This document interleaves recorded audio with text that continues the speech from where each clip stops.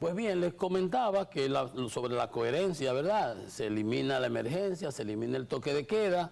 Entonces nos informa el Ministerio de Salud Pública que en los últimos días se ha registrado un incremento en la tasa de transmisión del virus. Yo les decía que la variante Delta, si es de la Delta que están hablando, porque no dicen en general, que ha pasado el R0, la tasa de contagio, de transmisión, ha pasado de 2.16, que era anteriormente, ahora está en 3.22. O sea que una persona antes contagiaba 2, ahora contagia 3. El Delta contagia 9 y 8. Entonces, tenemos Delta, tenemos variante Delta. Se nos dijo que está circulando desde julio. Tenemos, dice, la incidencia de 7 días, o sea, desde el promedio semanal, se encuentra en 23.26 por cada 100.000 habitantes. ¿Está oyendo? 23 por cada 100.000 habitantes, dice el director del Departamento de Epidemiología del Ministerio de Salud Pública, el doctor Ronald Esquiu. Aunque dice que es relativamente seguro. Y que el mayor incremento, entonces, por ejemplo, ayer hubo 746 casos nuevos, ayer. El día previo 700 y pico, el anterior 700, ya pasamos de 500, es por mucho. 746 casos en las últimas 24 horas y la positividad diaria de 14.94, casi 15%. ¿Se dan cuenta? Entonces en Chile se elimina la emergencia, pero con positividad de 1, no de 15. Duramos semanas con 5, 6, 7, yo decía, lo que me preocupa es que no baja, le veo mucha resistencia y era que estaba incubándose lo que está pasando ahora. Entonces miren ustedes, el Distrito Nacional tiene, si el nivel de incidencia es de 23 por cada 100.000, en el Distrito Nacional es de 30 y en Santiago de 33. Y yo me pregunto, ¿y no que en el Distrito Nacional tenemos 70 y pico % de vacunados? Entonces, ¿qué es lo que falla aquí? ¿Puede uno llevarse de esas cosas? ¿Está el gobierno tomando decisiones llevándose de esta data? Bueno, que Dios nos coja confesados. Por ejemplo, miren este caso. 128 casos positivos en el Distrito Nacional, donde tenemos el 80% de vacunados, 70 y pico, 80. Pues entonces, si tenemos 180%, ¿de dónde que sacan esos 128 casos? Ok, pero presumamos que hay 128 casos, como lo dice el reporte. Entonces, en la provincia de Santo Domingo,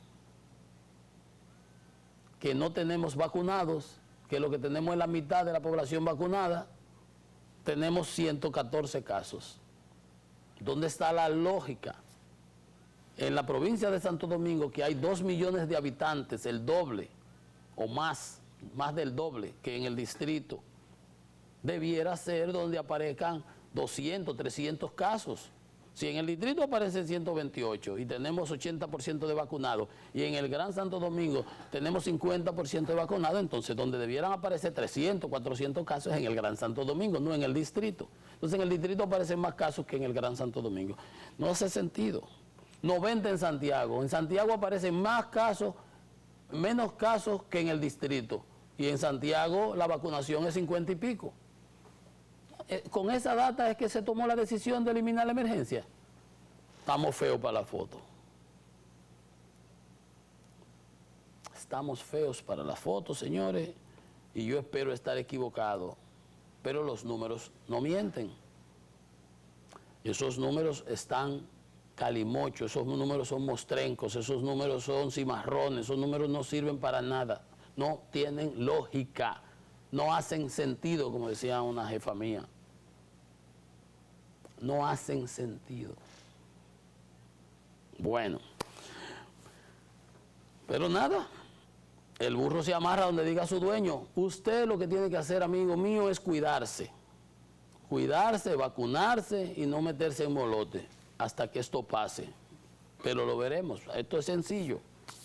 Donde yo estudié decían que lo que se va a ver no se discute. Vamos a ver si yo tengo razón o si esos números son los que tienen la razón. Usted verá, 15% de positividad hoy. Usted verá como la semana que viene a dónde llegaremos. Pues nada, dijo Paliza que el gobierno prepara su reforma fiscal, que el presidente Luis Abinader la socializará con los líderes políticos.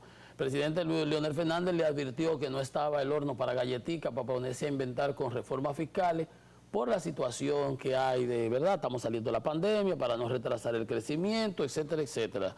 Dice Paliza que por razones de tiempo el gobierno no contempla discutir la reforma en el Consejo Económico Social, ahí van 12 propuestas más para que se entretengan ahí la gente, y que eso se hará de manera directa, que el presidente Abinader va a visitar a los líderes de los partidos para presentársela. Por su parte, dice Circe Almanzar, que el único tema que se debe discutir en el Consejo Económico y Social, fuera de todas esas reformas que se está mencionando, es el pacto fiscal, mientras el gobierno no quiere llevarla al Consejo Económico y Social. Ahí no se entiende qué es lo que está pasando. Dice el Banco Mundial que los países necesitan las reformas para corregir, para restaurar el crecimiento, recuperar lo perdido, y que no caigamos como en la década de la década perdida, en un estudio que se llama Recobrar el crecimiento, reconstruyendo economías dinámicas post-COVID con restricciones presupuestarias. Adicionalmente a eso, señala que el crecimiento de la región será de 6.3, pero que la mayoría de los países no va a lograr revertir la pérdida que tuvimos de las economías en el 20, en el COVID. Entonces, que hay que hacer reformas en infraestructura, educación, salud, política energética e innovación.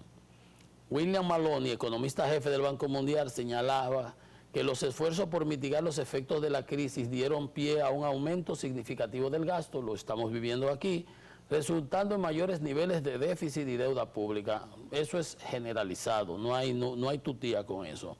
El nivel promedio de la deuda pública aumentó 15 puntos porcentuales hasta un 75% del producto. Ya nosotros, por suerte, con el crecimiento que ha experimentado el PIB, hemos reducido la relación deuda-producto a 68%, decía en estos días un reporte que hacía Henry Hebrard.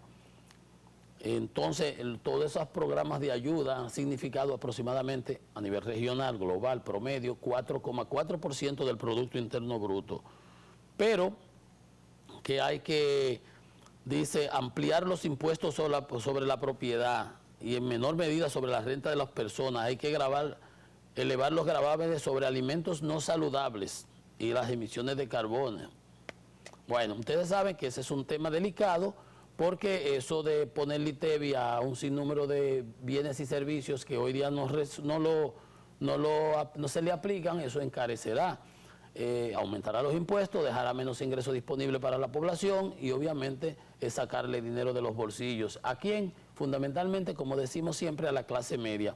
Por eso, unos economistas, Antonio Siriaco, el decano de la UAS, Dari Javier y Guarocuya Félix, señalaban que las reformas deben hacerse en tiempos de bonanza, que al gobierno lo que le debe hacer le conviene una reforma parcial en esta ocasión, dice el profesor Siriaco, y dice que otros dicen, Dari Javier, que se debiera diferir para el 22 y solo aplicar cambios en la base imponible, esa es la recomendación, mientras que Guarocuya dice que la incertidumbre viene generada por el aviso de la misma reforma, luego que el gobierno se pasó un año diciendo que no le iba a presentar.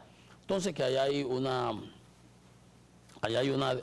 contradicción, que estamos enfrentando un choque externo y que someter una enmienda fiscal sería otro choque económico externo. No dejan de tener razón,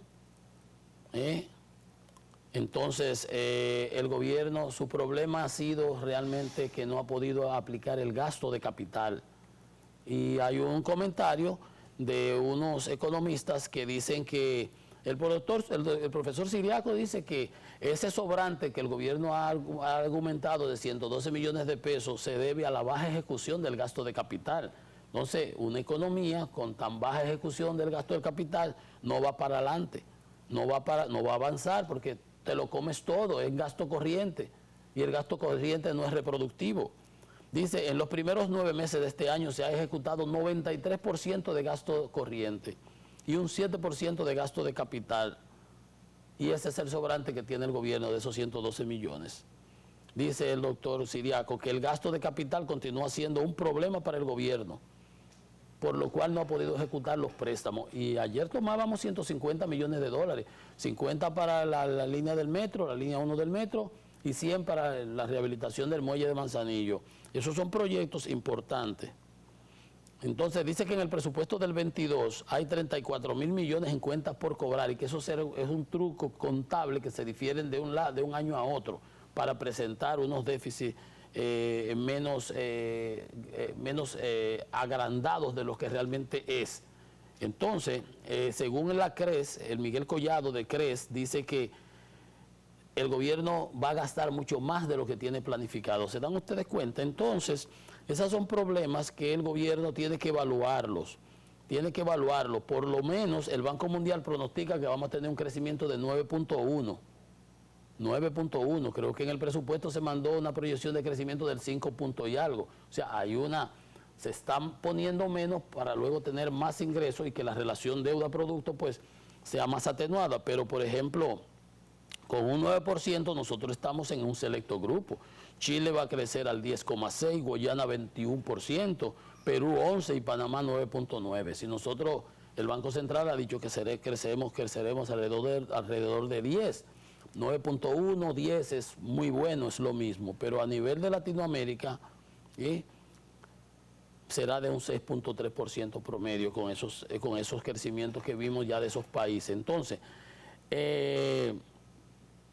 lo que va de economía hemos crecido alrededor de un 13%, pero ese crecimiento realmente no ha sido fruto de políticas de inversión que haya realizado el gobierno, porque el gobierno no ha realizado ningún tipo de inversión.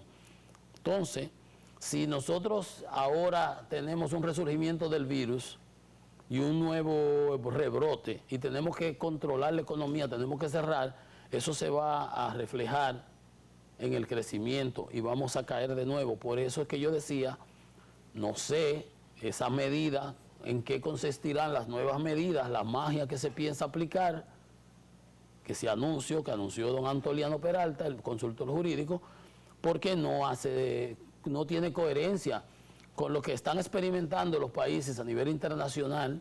Tú ves en Australia, tú ves en China, tú ves en otros países que toman medidas y previsiones. Entonces aquí nosotros aperturamos cuando los números dicen que lo que tenemos al frente es una nueva ola de COVID. Hacemos una pausa. Esto es Economía y Mercado. Venimos en breve.